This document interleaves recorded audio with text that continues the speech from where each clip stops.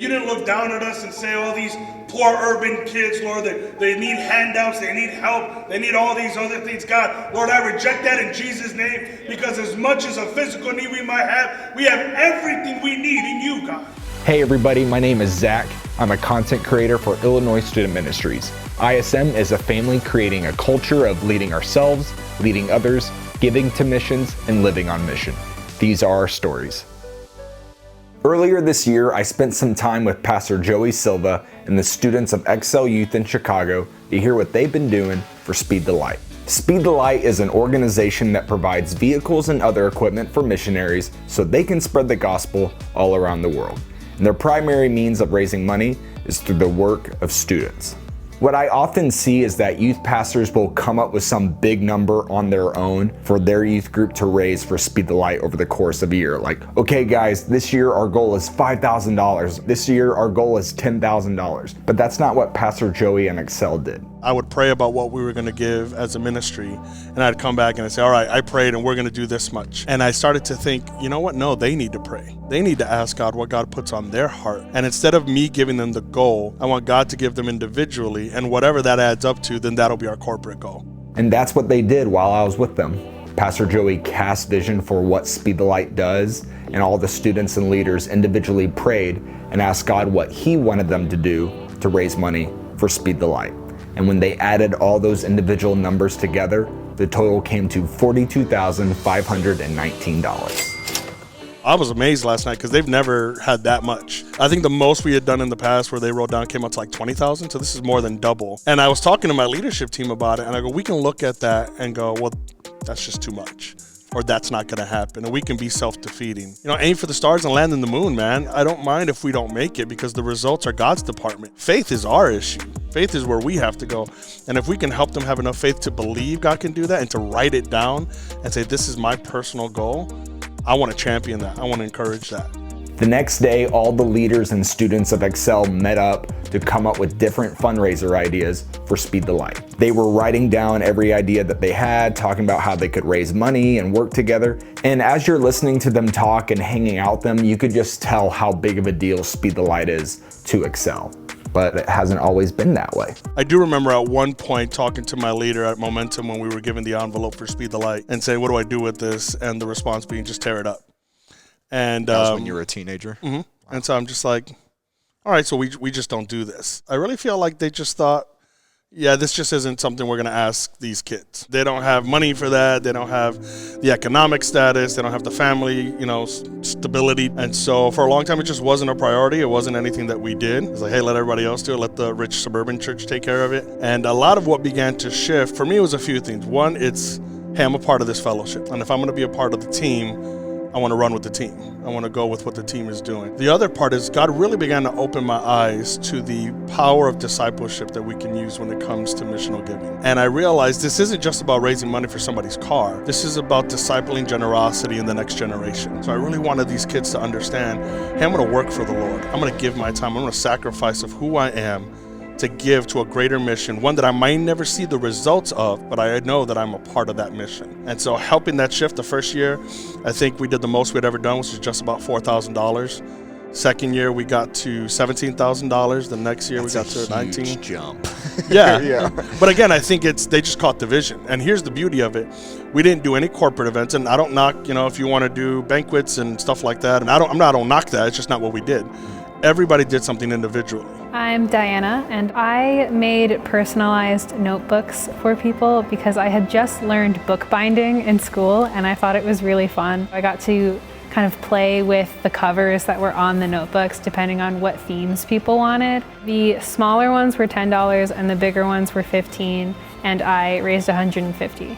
I'm Leo De Leon. My family, we all came together and we made masks.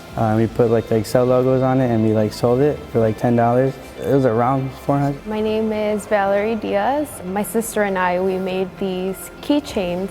We sold them for $5 each, and we ended up raising $350. I'm AJ. A couple years ago, over the summer, I worked at a restaurant with some family. The year after that, I got with some people and we all ordered chicken nuggets. We all got, 50 to 100 nuggets, and we got people to sponsor us for how many we could eat. I'm not going to be able to move after this. So between your fundraisers and the things that you've done, how much have you raised? Somewhere around 2,000. Hi, my name is Ara. So for Speed the Light, I did like a live video on Instagram of me doing karaoke. Like people would request songs for me to sing, and then they would pay like $5 per song. And I also did a collab with my brother. For me, I'm not a singer, so I decided that if I raise my goal, which was 500, what I was gonna do when I reached that goal was wax both my armpits. We raised $800, yeah.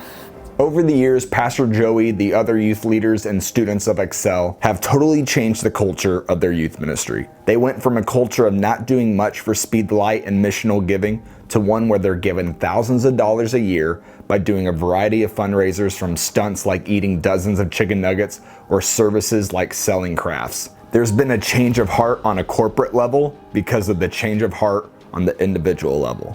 And after hearing all these stories, my question for Pastor Joey was, how exactly does this happen? How do we change our relationship with money to become more generous? How do we too experience this change of heart? They say that the wallet is the last frontier of ministry. It's just the last place that God really gets you to surrender. And that's why I think it's so important to get them as teenagers, because it'd be a lot harder when you got a mortgage and a car note to be able to be generous. And so if we teach this young, we're not going to have to reteach it as much later on.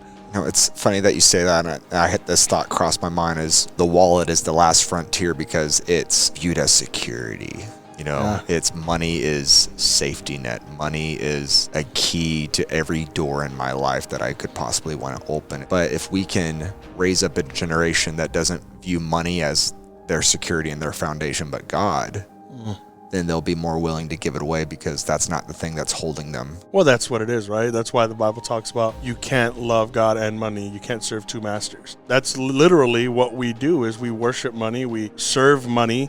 Money dictates the course of our life and what we do or don't do. If you can release money, if money has no hold over your life and you understand, take it or leave it, as long as I have Jesus, I have everything I need, you really are dangerous at that point, because money's the area where the enemy can use it and go, but what if you can't afford this? And what if you can't take that? And there has to be a willingness to let go and let God and trust the Lord and say, you know what, regardless of where I think I am, we're never going to have enough money, right? Carnegie, I think one of the billionaires of the Gilded Age, once said when he was asked how much money is enough, $1 more than I have today. It just never was enough. And so I think if we can understand that God is enough, then money will never have to be.